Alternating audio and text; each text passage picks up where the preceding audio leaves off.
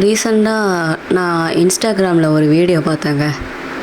அதில் ஒரு பொண்ணு சொல்லுது, நமக்கு வந்து அப்பா வீடு இருந்தாலும் சரி, இல்லை மாமியார் வீடு இருந்தாலும் சரி, எங்கே இருந்தாலும் நமக்கு வந்து நம்மளோட ஹஸ்பண்டோட வீடு மாதிரி இருக்காது. அதுதான் நம்மளோட வீடு அப்படின்னு சொல்லுவாங்க. ஆனால் என்னை பொறுத்த வரைக்கும் நான் என்ன சொல்கிறேன்னா, அப்பா அம்மா வீடும் சரி, மாமியார் வீடும் சரி, இல்லை சொந்தக்காரங்கள் வீடும் சரி, ஃப்ரெண்ட்ஸு வீடும் சரி, இல்லை ஹஸ்பண்ட் வீடாக இருந்தாலும் சரி, இது எதுவுமே நம்மளோடது கிடையாது. அவங்கள பொறுத்த வரைக்கும் நம்ம ஒரு விருந்தாளி மாதிரி தான். ஹஸ்பண்ட் வீடு நம்ம வீடு சொல்கிறாங்க. அது எப்படி கேல்குலேட் பண்ணான்னு எனக்கும் தெரியல. ஏன்னா ஒரு நாளை பின்ன ஒரு பிரச்சனை வருது, ஒரு ப்ராப்ளம் சால்வ் ஆகாமல் கொஞ்சம் சீரியஸாக போகுது, அந்த மாதிரி இருக்குன்னா திடீர்னு நீ வீட்டை விட்டு போ அப்படிங்காங்க. அப்போது அது எப்படி நம்ம வீடாகும்? இது நம்ம வீடாக இருந்தால் நம்ம ஏன் அந்த வீட்டை விட்டு போகணும்னு சொல்ல போகிறாங்க? ஸோ அவங்களுக்கு அந்த மைண்ட் செட் இல்லை. இது என்னோடய வீடுன்னு அவங்க இருக்காங்க. அவங்க மணி, அவங்க வீடு தான், நான் இல்லைங்கள.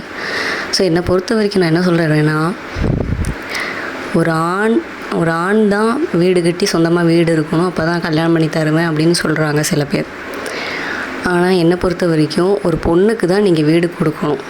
ஏன்னா ஒரு ஆண் வந்து எங்கே வேணாலும் படுக்கலாம் பயம் இல்லாமல்.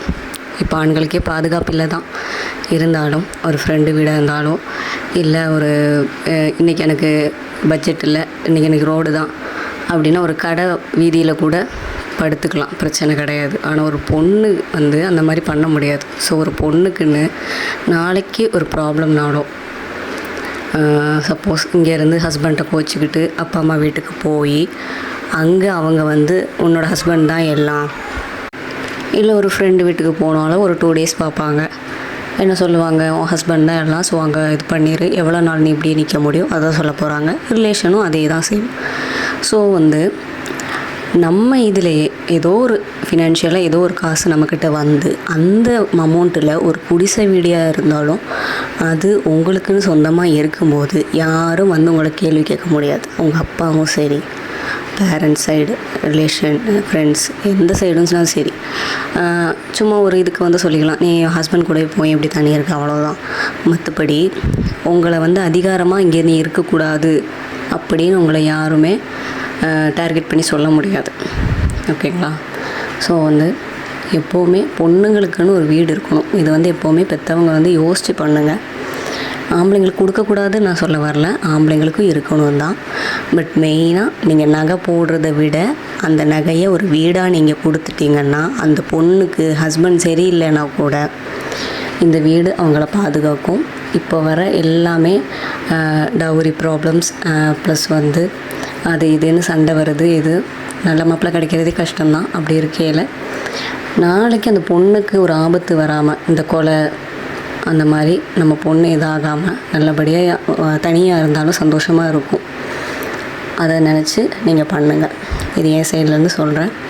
நான் ஏன் சொல்கிறேன்னா, எனக்கு இப்படி ஆனதுனால சொல்லலை, ஃப்யூச்சரில் எப்படின்னு நான் சொல்ல முடியாது. இன்னை வரைக்கும் என்னோடய ஹஸ்பண்ட் வீடு தான் என்னோடய வீடு மாதிரி நான் இருக்கேன். எனக்கு என் அப்பா வீடும் இருக்குது, ரிலேஷன் வீட்லேயும் போகலாம். பட் வந்து நான் இது எதுவுமே இது இல்லை, இது எதுவுமே நமக்கு வந்து பர்மனெண்ட் கிடையாது. நமக்கு பர்மனெண்ட் அப்படிங்கிறது நம்ம பேரில் இருக்கிற ஒரு வீடு. அங்கே நமக்கு யாருமே ரூல்ஸ் போட முடியாது, நீ இப்படி தான் இருக்கணும் இப்படி தான் இருக்கணும்னு சொல்ல முடியாது. ஸோ வந்து யோசித்து பண்ணுங்கள். இது வந்து சொல்லக்கூடிய விஷயம் என்னென்னா, சில பேர் என்னோடய ஃப்ரெண்ட்ஸ் சர்க்கிள்லேயும் நிறைய பேரை பார்த்துட்டேன். அவங்க கஷ்டப்படுறாங்க, என்ன பண்ண ஏது பண்ண தெரியல. ஒரு வேளை தனியாக இருந்திருந்தால் கூட இந்தளவுக்கு பிரச்சனை வந்திருக்காது அப்படின்னு தோணும். அதுக்காக புருஷனை விட்டுட்டு இருக்கணுமா அப்படின்னு நான் சொல்ல வரல, அது உங்களோட விருப்பம். நான் என்ன சொல்கிறேன்னா, சகிச்சிக்க முடியாது, துரத்தி விட்டுட்டாங்க, கழுத்து பிடிச்சே வெளியே தள்ளி விட்டுட்டாங்க, அந்த மாதிரி ஒரு சுச்சுவேஷன் வந்து நீங்கள் எங்கே போவீங்கன்னு மட்டும்தான் என்னோடய கேள்வி. அதை தான் நான் சொல்கிறேன். ஸோ இது வந்து பேரண்ட்ஸ் தான் ஃபஸ்ட்டு யோசிக்கணும். அதே மாதிரி லேடிஸ் நீங்களும் இது யோசிக்கணும். ஸோ வந்து நீங்கள் நகையாக போடுறத விட ஒரு லேண்டாக வாங்கி சேவ் பண்ணி வச்சுருந்தேன். அதை அவங்களால அந்தளவுக்கு விற்கவும் முடியாது. ஃபஸ்ட் நீங்கள் லேண்ட் இருக்குதுன்னு நீங்கள் சொல்லிக்கவும் வேண்டாம். பேரண்ட்ஸ் பேரில் இருக்குது, அதுக்கப்புறம் தான் என் பேரில் வரும். அந்த மாதிரி ஒரு சாக்கு போக்கு சொல்லிவிட்டு உங்கள்கிட்டயே வச்சுக்கோங்க. அது கொடுத்துடாதீங்க. எந்த காரணத்தை கொண்டும் ஃபினான்ஷியல் ப்ராப்ளம் சொல்லி வித்துறாதீங்க. Thank you friends. உங்களுக்கு பிடிச்சிருந்தால் லைக் பண்ணுங்கள், ஷேர் பண்ணுங்கள் அண்ட் கமெண்ட் பண்ணுங்கள்.